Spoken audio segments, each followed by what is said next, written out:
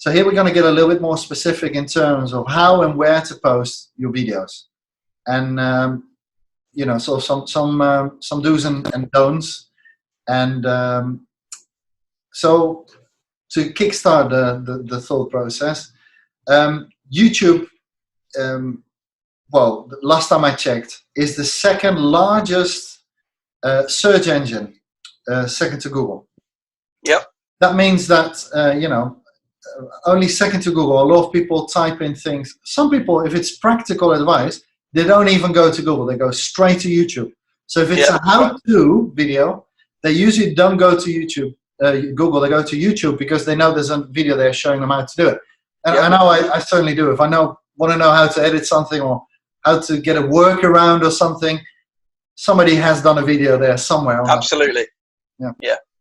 So as a YouTube certified professional, why is YouTube such an important platform? What are the advantages of using YouTube versus maybe other platforms like Vimeo or other platforms out there where they could be sharing video that are maybe not? Yeah, sure. Yeah. Well, I think first and foremost, you hit the nail on the head though by saying, and I've read that stat many times, that YouTube is the second largest search platform. So the key there is visibility and discoverability.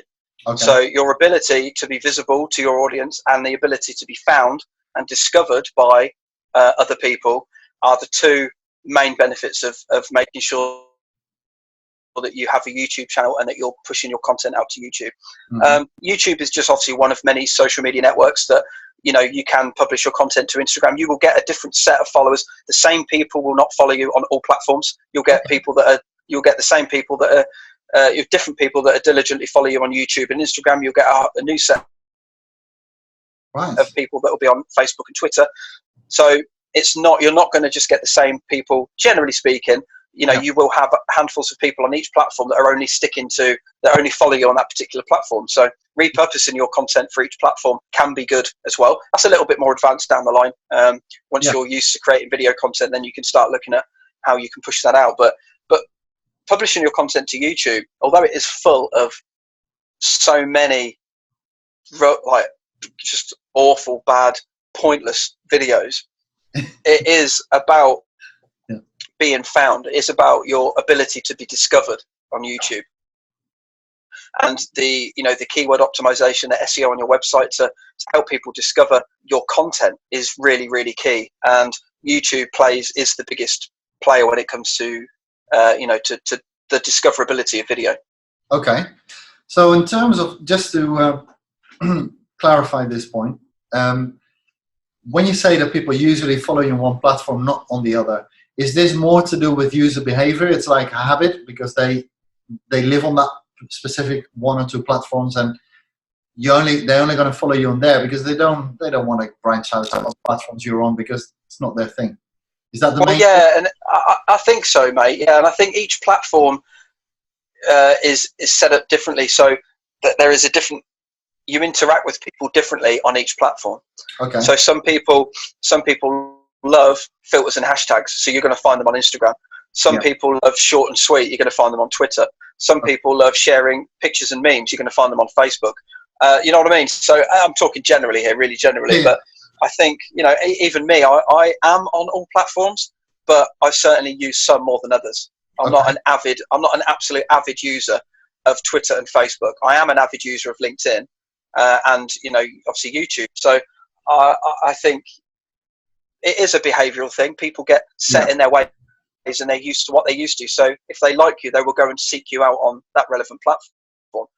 But obviously with YouTube being so powerful, for now, you can kind of just forget about those other platforms. In terms of actually pushing your content out, YouTube is definitely going to be the best place to start.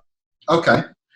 So YouTube, very powerful. And obviously you can post any format, any ratio, aspect ratio video on YouTube. It'll take all aspect ratios, right? That's right. Yeah, just natively knows, automatically knows what the ratio is, and it'll just do it for you. Like I say, though, stick to widescreen. Yeah, I know. I mean, is there any way of, this is one of my pet peeves, but if you do a portrait video, is there any way of removing the black lines on the sides? Or? No. No. Just no. No. Okay. How can you make it easy on yourself and be consistent and get the maximum out of each platform, you think? Yeah, no, good question. I think your point you raised there, George, about uploading content natively to each social media channel. That social media channel is going to favour that content more than just sharing a YouTube link. So really, you need to think about what your goal is. Is your goal to expand and grow your YouTube channel?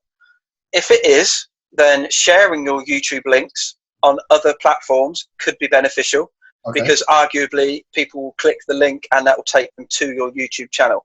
Yep. Obviously, the flip side of that is that your content is likely to be less seen than if you were to upload it natively. So, it's a bit of a catch-22, swings and roundabouts there. You could create one video for yourself, post it on YouTube, and then share it around the other social media sites. It's not a given that your content is not going to be seen just because you've shared a YouTube link, but it is known statistically that Facebook, LinkedIn, Twitter, Instagram, you're right, Instagram is an exception, but the other social platforms like you to upload content natively. But if your goal is to grow your channel, I would probably use the YouTube link and share that around. Okay. But if you're on LinkedIn, for example, take LinkedIn because I use that a lot. If you're on LinkedIn and you're getting more interactions and you're becoming popular on LinkedIn, LinkedIn is a really good space to become a thought expert and a leader, like an expert in your field. Then if you're looking to grow that side, so you have a YouTube channel, but really you want to become really well known on LinkedIn, and I guess the same would go for Twitter and Facebook, then you would look to upload that content natively because you want to be seen by as many people as you can on that platform. So it's also not a bad thing to just mix and match. Okay. So, if you've got functionality to go live on LinkedIn, you could go live once a week, but then you could publish pre-recorded videos on YouTube and then share the link. So, you can mix and match, but yeah, you need to think about what your goal is. Is it to grow your channel specifically, your YouTube channel, or is it to grow your profile on the other networks? Yeah, because if you grow your YouTube channel massively, then there's a big potential that, it's going to, SEO wise, if your channel starts to grow, obviously you are perceived as an authoritative, the TLL, isn't it? Trust, relevance, and authority, TRA. So trust, relevance, and authority, and then that is going to put your results higher up than someone else's if your channel is really strong. So there is a big benefit of wanting to grow your channel to that certain level where you can get the 100 subscribers and get your own custom domain name after that, which I think currently is still set at 100 subscribers. You can have your custom domain name. One of the things, just a tip that I wanted to put in there for people that want to grow their YouTube channel that I found is quite useful is to get some initial momentum. It is quite good actually to post it on other platforms and boost that post, and have a YouTube post on Facebook, for example, boost it, and boom, there's your first 100 views. And somebody landing on 100 views is very different from somebody landing on 3 views. It is. Yes. So it's one of the things. For sure. Yeah, for sure. And obviously, boosting is not a waste of money, because you are creating an audience. You are reaching out to people that have not heard about you. So you are in effect tackling 2 things at once if you do that. Yeah, all I would say is I think if you're starting to then spend money on promoting, posting, boosting, then you just want to be tracking that to make sure that the money that you're putting in is deemed, not necessarily in terms of new sales or whatever it is that your goal is, but if it's just reach, then what do you consider to be a good amount of reach for every £5 or tenner that you spend? Yeah, how many people are you adding? I think that's important to look at, but definitely. Absolutely. I think also another really key point about sharing on platforms is when you upload natively. So if you're uploading to LinkedIn or Twitter or YouTube, generally speaking, the algorithms behind these websites that analyze how relevant your content is and how popular it is closely determined by how many likes, comments, those sorts of things you get. So as soon as you have a new video published, if you can get your followers and audience to give it a thumbs up on YouTube, get them to subscribe to your channel, leave a comment, LinkedIn, make sure they're, you know, giving a little celebration tag or a thumbs up, comment. So, you know, comments, shares, tags, all that sort of thing, little likes and stuff is really going to help boost how far that post goes. You know, natively without spending any money on promoting it. So we have two things there. We have the engagement, which is the likes, loves, and shares. And then you have the velocity, isn't it? They say how fast that happens. So if it happens really fast, that gives you an edge, because the algorithm says, "Oh, something is trending here," and then, you know, it appears in more news feeds, people's news feeds, than if it's just sitting there. Yes. Obviously, some of that has to do with the time you're posting it. So obviously, Googling the optimal times at which to post is quite a beneficial thing to take into account, to understand when your audience is going to be most likely to be active and online. Yeah, I think that's a fair point, but I think actually what's even more important is just testing that yourself. Okay. Because I think, excuse me, I think actually when you Google that, you're getting the average data from thousands of individuals. So actually what you're better off doing is just getting it done, get your content out. For the first 4 weeks, if you're posting weekly, try it on a Monday morning, Wednesday afternoon, Thursday lunchtime. If you're posting daily, try it at morning, noon and night. And over time, if you're monitoring and tracking the engagement on these posts, I mean, I do that with the content that I put on LinkedIn. Yep. I have a spreadsheet and I cross-reference the post and I see how many people have seen it, what the interactions were, what time of day it was. And then hopefully over time, you're talking months, maybe 3-6 months, I should start to see a pattern of when, for me and my audience and the people that I connect with on LinkedIn, what is the relevant time for me to post? And I can find that out by just doing my own testing. But you need to stick with it. It's consistency. Like everything that underpins all of this is that, I think you alluded to it earlier, but you need to be consistent. Posting one really, really great video and then not doing anything for 2 years is not going to do you any good. It's certainly not going to be bad, but it's certainly not going to do you any nothing, but it's not great, is it? It's not great. No. So say you've posted some content. Should you be reposting that same content again? That's one question. Yeah.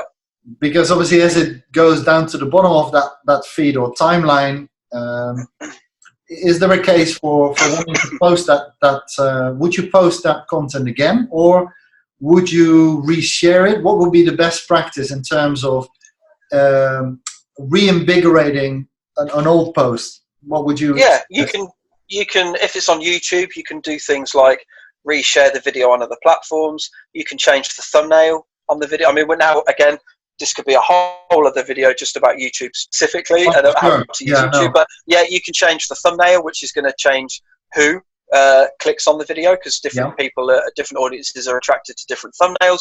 So you could try different colors on your thumbnail. You can change the keywords behind you, change the description, the title. All of those things are going to tweaking. Yeah. But that's a little bit like what you're describing there. Like you're talking about that image that shows before you play the video, right? Yes. So when you're scrolling on YouTube or you see suggested videos, you see those little thumbnails kind of appear here on YouTube, and you can scroll down them, and you kind of click when it takes. So for everybody listening, this is like the equivalent of a headline. If it's copy, you would have the headline. The equivalent of that in video is that first still image that is showing there, right? Yeah.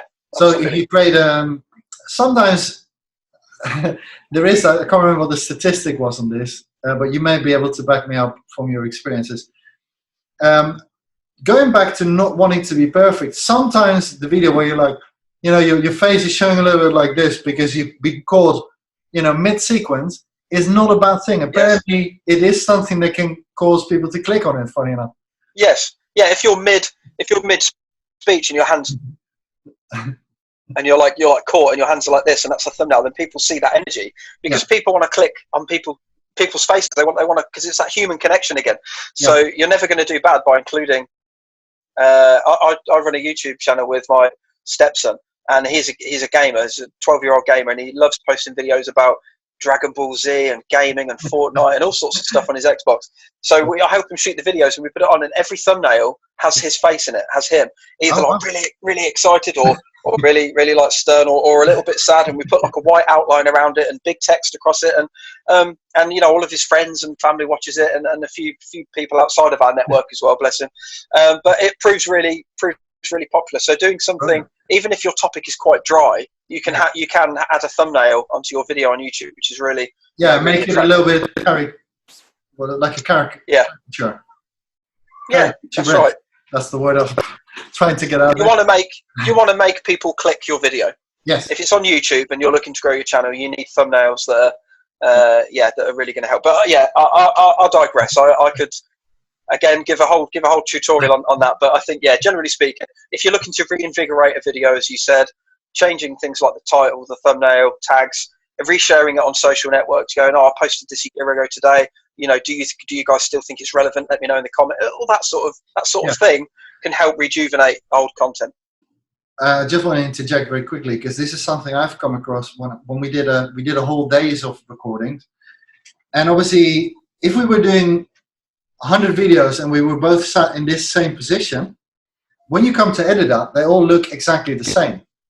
And what we came across with is what I did is I did a simple PowerPoint presentation just with the titles and maybe a keyword. And before every video, I would put up that sheet, and then I would put it down, and then I would start. So then when I came to edit it, at least I knew what I was talking about. So I didn't have to listen to the whole thing, before I knew what I was talking. And maybe a little advice there as well. Sometimes you can just mention the topic before you start. So you say, look, yep, absolutely. Talk about, and then just say what you're going to talk about before you're going to talk about it. So it comes back to that age-old formula of, tell them what you're going to talk about it, and then tell them what you just told them, and then, maybe tell them how they can learn a bit more about what you just talked about. And then yes. Yeah. So, or like the YouTube, Instagram, and Facebook 101, if you like. These are some things to take into account.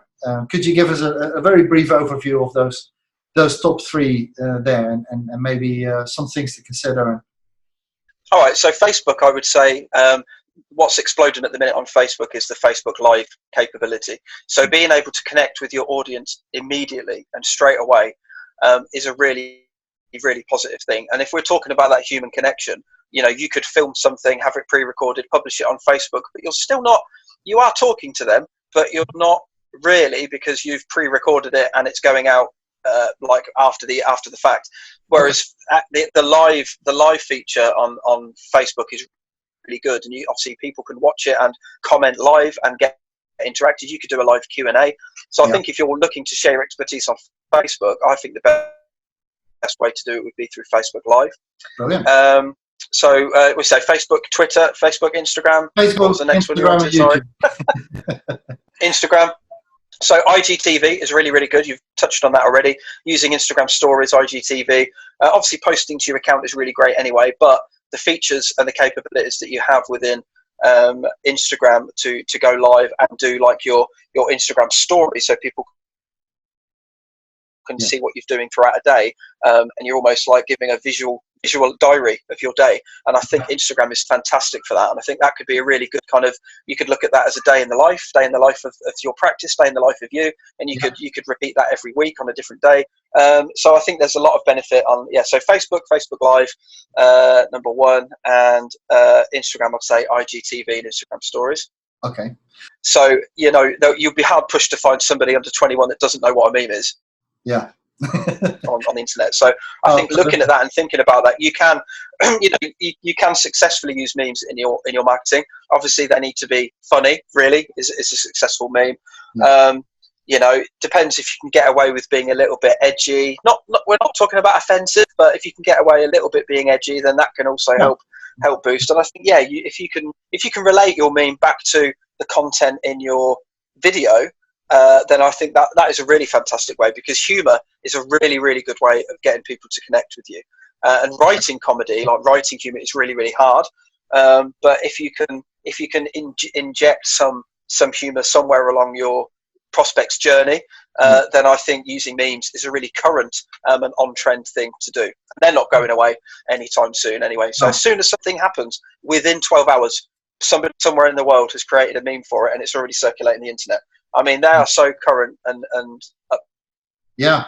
Yeah, because you status can under give it. a spin, you can put a spin on something, isn't it? And that's the power. Absolutely, So the yes. power of an image, and Yeah. then you can spin it and make it mean whatever you want, really. You know? And you may attract viewers. Yeah, you may attract viewers to your content that way. Yeah. And would you advise? Because I know in Instagram, obviously, you can't, you're not allowed to link, so there's no hyperlinks in Instagram, and there's a clear understanding why. For those who don't know, it's to do with SEO. If you allow links and things like that, people would abuse the platforms to create a ton of backlinks and basically use all these grey and black hat SEO tactics to boost their rankings. So that's the reason why some of the platforms restrict some of the capability down. Now in Instagram, for example, one of the things is, you don't get so even if you upload a file, it doesn't come up with the name of that file. That's one of the things, and you can't link as well. So would it be, is it worthwhile maybe using something like a QR code in a post as a way of allowing somebody to access a video that you have? Is that still something that can be used, or just typing a short link? Is that worth it? Have you seen it used, or any of your clients in the past use this? I think personally, and again, this is only based on my experience and how I personally interact. I just don't use QR codes. No, I just don't do it personally. And obviously, there will be people that do. I think with Instagram, because you can put a link in your bio. A lot of people put links in their bios, but you can't on individual posts.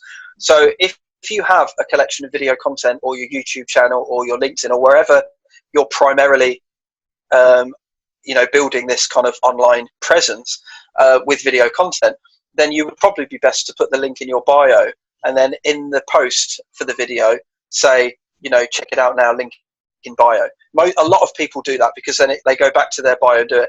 Another way really is, Instagram is an anomaly, because really you do have to repurpose your content for Instagram.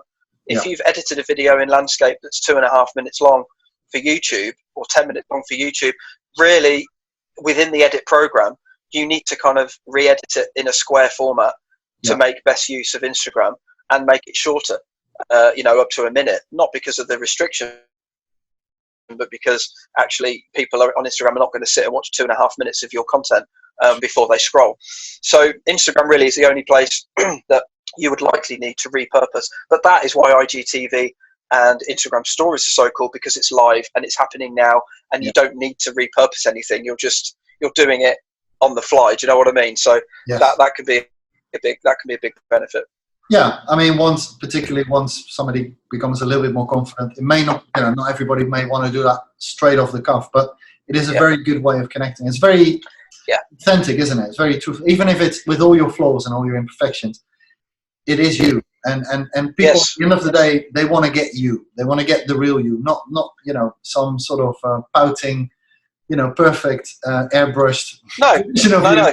But like absolutely, the real raw you, who you are, in real life. Because when they come to see you, and when they come to see you, or when they video call you, they're getting the real you.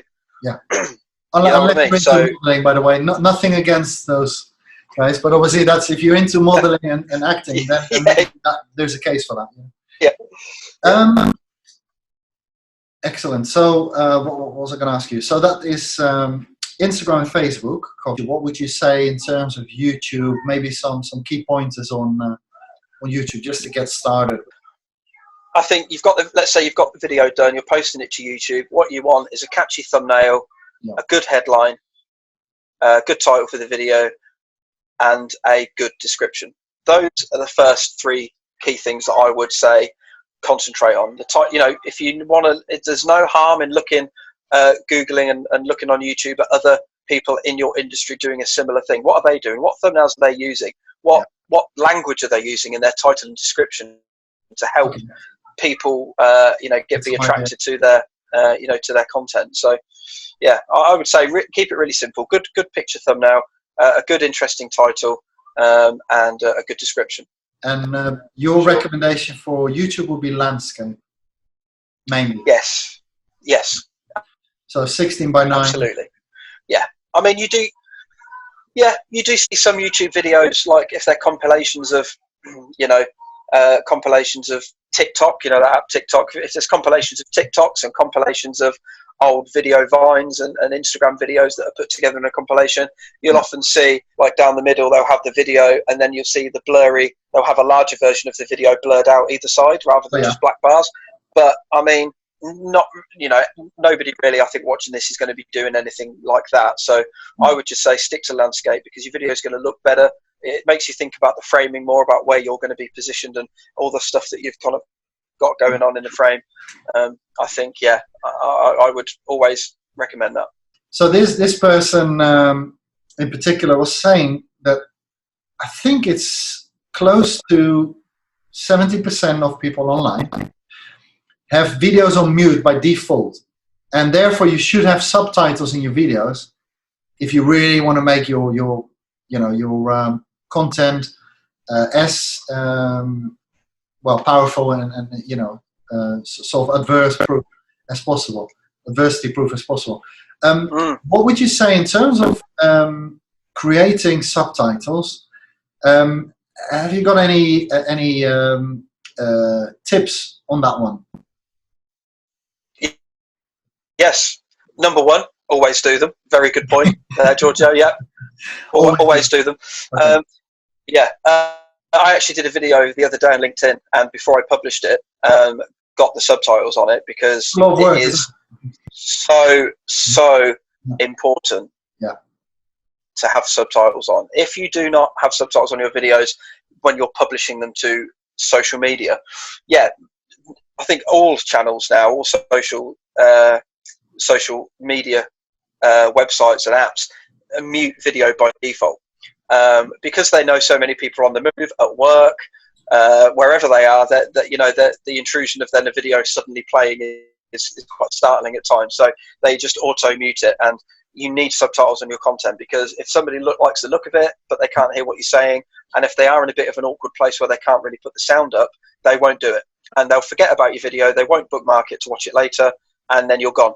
You've forgotten about them, haven't you? So in terms of getting them done, for sure. And in terms of getting them done, you could do them yourself. It's fiddly. You need to understand.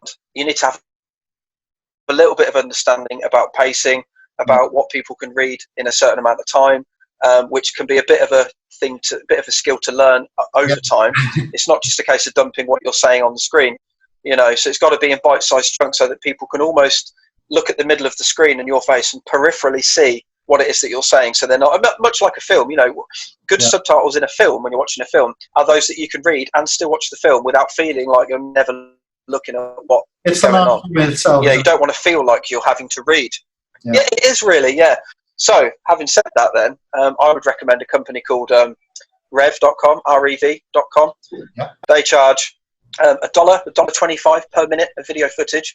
They will subtitle your video, send you back a file for you, and when you create an account, if you link your YouTube channel to your Rev account, they will upload the subtitles automatically to your video for you. Wow! So the video that I just did on LinkedIn cost me about £2, $2.50, so about £2. Wow. And the YouTube, but I also got a file. So when I uploaded my video to LinkedIn natively to the channel, not through a YouTube link, I also had the little subtitle file I could upload with the video, laying the subtitles over, and they're seamless. And you can go in and amend them. Okay, so always do subtitles. In terms of the options, you can obviously outsource to Rev. That's $1 a minute. That's cheapest chips. For most videos, you're going to be talking, under a tenner to get them done. So that's a no-brainer. If you want to do them yourself, because maybe you got somebody in-house that can do them for you, or they have a bit of spare capacity in terms of time. Myself, I use Camtasia for video editing, because it's what I used previously in a company I worked for. We did a lot of tutorials, so I'm familiar with it. It has some nice features like the lower thirds. It's got some nice intros and outros. You can do a lot of things that are available in high-end packages. Obviously, a cut-down version of that. What other options are there for doing subtitles yourself? What are the other options there? Yeah, really, it's just, on your mobile, there are apps. I've never used any, I have to put my hand up and say, because I've always just relied on rev.com. But there are apps that will, listen to the audio from your video and auto-generate subtitles. You will then have to go in and amend the wording and stuff afterwards. But it's still difficult to do yourself, because you've got to place them in the right area on the screen. If you've got different shots that you're cutting to in the video, you can't have white text over white imagery because you won't be able to read it. So, excuse me. There's it is a bit of an art, and I think Rev automate that art for you. $1 a minute, $1.25. So I think, but I use Premiere Pro, Adobe. I use the Adobe suite to edit content on, and if I'm in a rush, like what I mean is normally Rev will give your subtitles back within like a couple of hours. But if you've got something you want to publish immediately, sometimes I'll do the subtitles myself, but rarely, because it takes literally 4 or 5 times as long as it does for Rev to come back to me, and I've only spent a few quid on doing it. So I would say you can do it yourself and have a play with some edit software, but for the price, really, you're better off linking your YouTube channel and getting them done. Yeah, because YouTube do a version of subtitles as well, right? You can you can go in. Yeah, you can go in and do them yourself. Yeah, absolutely. And it's quite intuitive. It is quite good. But you've still got to time it. You've still got to know like what length on the screen, how much wording, how high, that sort of thing. So you could, but it's just, always looking to how can you minimize headaches. And subtitling can be a headache if. So if you get them, obviously the key again, better to have them done than trying to be perfect and not do them. So yes, even if they slightly out of sync, better to have something there that at least people can read, and they can then maybe put the audio up if they like what they read. Very true. Yeah. Since a lot of people are right now not in their clinics, the clinics are shut for obvious reasons, and there is a lot of time to make good content, and it's a great way of utilizing some of the downtime to get ready so that when things restart, they're already ahead of the game. Yeah, absolutely. And now is a good time as any. Like I'm spending some time. I'm learning some new things and publishing some content myself. Absolutely.